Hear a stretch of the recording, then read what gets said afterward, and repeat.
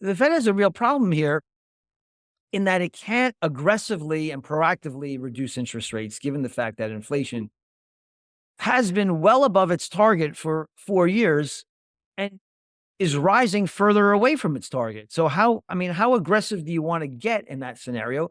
And even if they had the temerity to aggressively cut rates now, what would the long end of the bond market's response be? I think it could be very negative and interest rates could spike. So they have a catch-22. Their hands are tied. I think. Look, if you put Powell into a corner and said, "What do you care most about? Do you care most about inflation rising out of control or a recession slash depression?" And he would always say, "Listen, I care most about the economy. I will say I'm going to hold my nose, cut rates. I care much less about inflation because I could always obfuscate around it. I could change the metrics. I could say, well, we're no longer looking at inflation.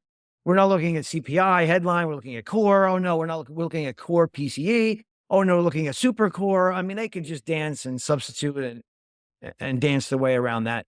They care most about people being out of work because you can't really lie about that. People know when they don't have a job.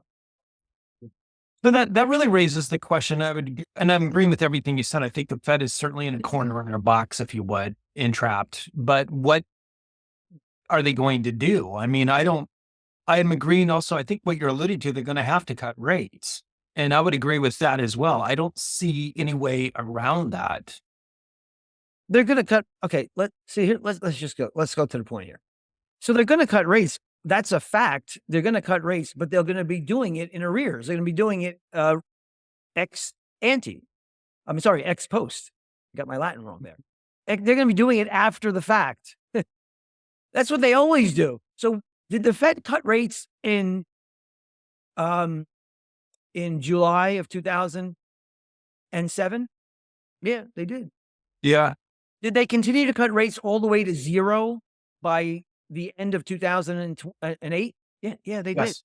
And did that stop the housing market from crumbling 33% or stocks from faltering 50%? No, it didn't.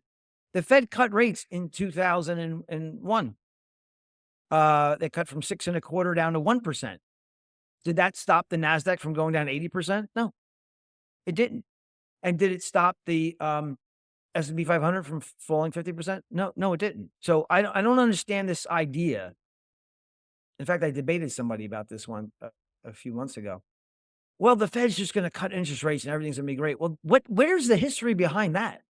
Mhm. And it's even worse now because they have inflation as a big problem that they're 4 years above their asinine 2% target, as I'm fond of saying. So they can't proactively cut interest rates. They're going to act ex post. They're going to wait for the unemployment rate to spike. They're going to reluctantly and with reticence start cutting rates. It's going to be too little, too late, as it always is, and the market is going to have a 30, 40, 50% correction. That's my projection. Okay, so I'm going to put you on the spot then. So you're bearish now. I am not at this moment net short in the portfolio, but talk to me on Wednesday evening or Thursday morning when we get more data about Trump's tariffs plans. I mean, right now, nobody has any idea. Again, this is not political. I'm a libertarian. I'm not a Republican, and I'm certainly not a Democrat by any stretch of the imagination. So, but I mean, You're with good people. You're with my people. So we had reciprocal tariffs, and then we were told they weren't going to be reciprocal, and then we were told they were going to be reciprocal, and then yesterday we're told they are going to be reciprocal, and then as of like a half an hour ago, they're not going to be completely reciprocal. I have no idea. Yeah. I don't have any idea, and I'm not sure Trump has any idea. But we're going to know I guess we're going to know a little bit more. That doesn't mean it can't change.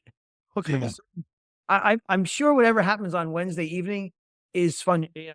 It's going to be malleable and ductile. So I don't really have much clarity, but we'll have a little bit more clarity. But I'm waiting for what I am waiting for in my model is not. I don't have tariffs in my model. What I have Yeah. is financial conditions and credit spreads and the copper gold ratio and the level of the real Fed funds rate and liquidity metrics. So those are all things in my 20-point model, which is looking at the second derivative of inflation in the context of growth, economic growth. And we are getting very close to that point where I am going to become neutral and then possibly even net short in the portfolio. Don't forget, Interesting. you don't have to be net short to make money. Shorting the market is very difficult, and you Yeah. shouldn't short the market and go to sleep. That's for sure. That's not going to work. But if you have very little equity exposure and you have the right bonds in your portfolio, you could still Mhm. make money in a chaotic disaster in Yeah. the economy. So Yeah, that reminds me. I mean, I was in the market in 2007, and we went to cash and gold for the most part, and we just bought the short end of the bond yields. I mean, I think that's what you're alluding to, and we just sat, we just parked money there. short end Um, of the Treasury bond yield. short end the treasuries. Yeah, Yes, we not bought the not not high yield, not no, corporate, no, no, no, no, not private equity or any no, no munis, no munis, no. We private just didn't credit. know what was going to happen.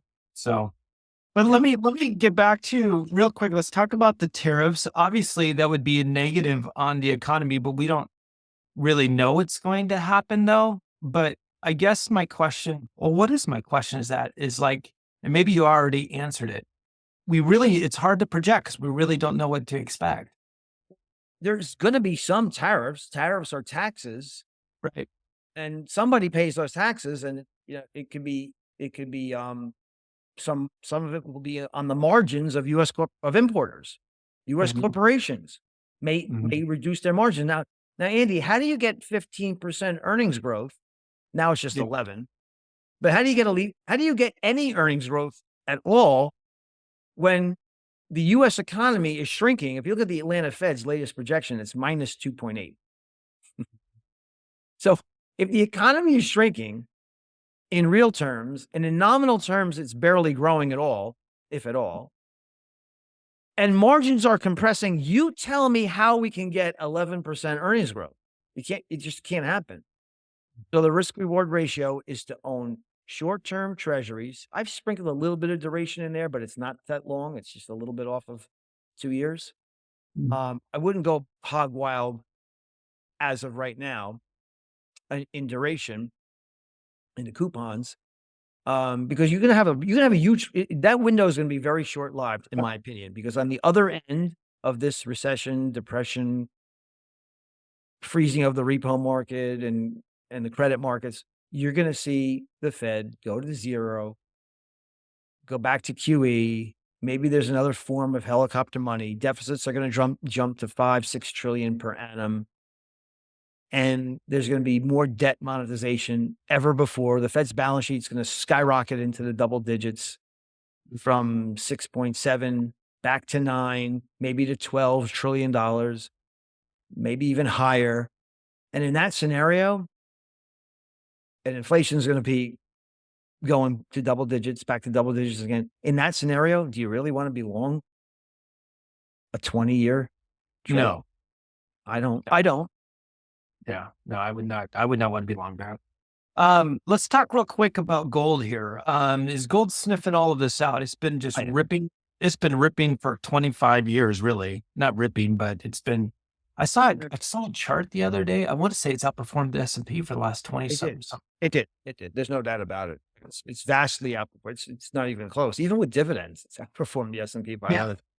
that's nuts. It hasn't been linear. I mean, the 2012 to 2016 was horrible for gold, but Yeah, and it went sideways. gold gold is sniffing out the falling real interest rates. So the Fed, and this is the punchline. I mean, I laughed about it so much a few weeks ago in the last press conference. The Fed says that they're going to get back to their target of 2% inflation in 2027, which would mean it would be 6 years that they have 6 years that they've missed their inflation target to the ups, to the north, to the upside, and yet they're still in a rate cutting cycle. Now, just empty your mind of everything else. You just don't know anything else about anything. If I told you that the Fed has missed their inflation target for the past 4 years, and they project they won't get back to it until 2027, so it's another 2 years. If I said they were gonna be missing their target for 6 years, would you guess they'd be in a cutting cycle or a hiking cycle? I would guess he'd be in a hiking cycle.